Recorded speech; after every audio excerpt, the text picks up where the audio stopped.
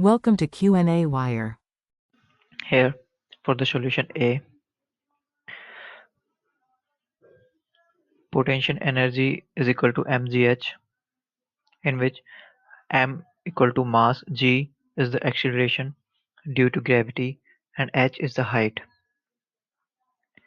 We have 1 ft cube equal to 7.4805 gal, and 1 gal is equal to 1 divided by 7.4805 ft cube, and g is equal to 32.174 ft by s square, and 1 lbf equal to 32.174 lbm per ft square. Density of water is 62.43 lbm per ft cube, and we know that mass is equal to density into volume.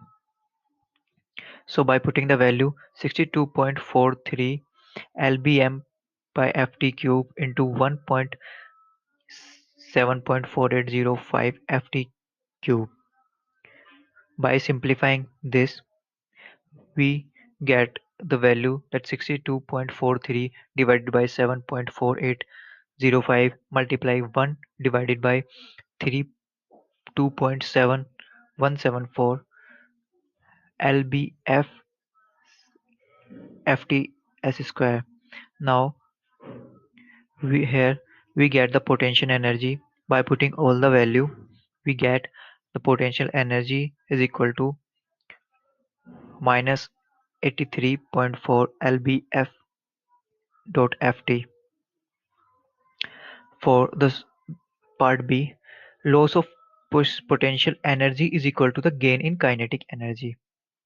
So here potential energy is 1 by 2 mu square, and kinetic energy minus 83.4 lbf dot ft. By putting the value here, by simplifying this all, we get mu equal to root 2 the h, and which will be equal to mu equal to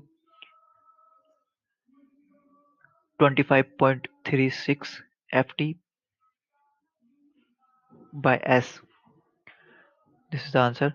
And for the option C, the answer of option C is the false, because energy is conserved, but the kinetic energy is not. Only momentum of the system before and after the impact remains same. So this is the reason that this is false. And here we have the answer of all the options. Here's the option A, where we get potential energy, and this is the part B, where we get another energy, and this is the option C. The answer of this is false, and here's the reason. Thank you.